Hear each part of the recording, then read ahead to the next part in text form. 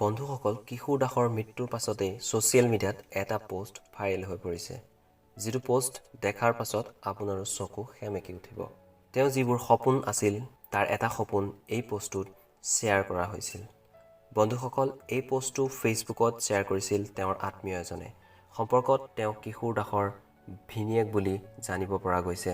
পোষ্টটো দেখাৰ পাছত আপোনাৰো চকু সেমেকি উঠিব। বন্ধুসকল, আহকচোন আমি জানো তেওঁৰ এই সপোনটোৰ বিষয়ে আৰু পোষ্টটোত কি কি শ্বেয়াৰ কৰা হৈছিল। বন্ধুসকল, পোষ্টটোত এটা ভিডিঅ' আৰু 3খন ফটো শ্বেয়াৰ কৰিছিল।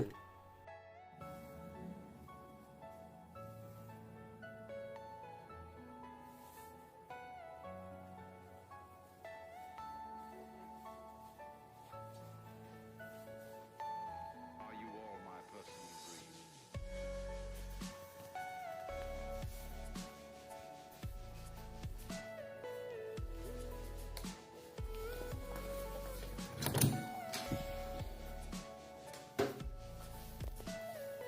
Everything you know is in your mind.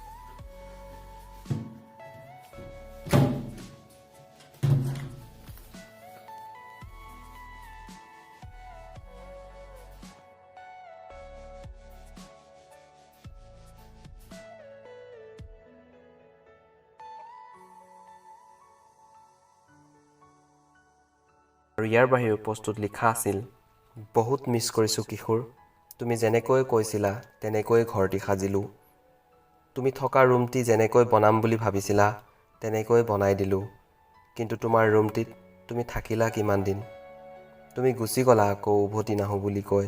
মানুহে সপোন বাস্তৱ কৰোঁ বুলি ভাবে, কিন্তু তুমি বাস্তৱকে যেন সপোন কৰিলা।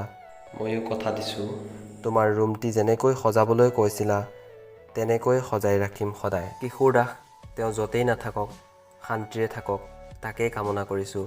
আৰু যদি কিশোৰ দাসক ভাল পায়, ভিডিঅ'টো লাইক এটা নিশ্চয় কৰিব।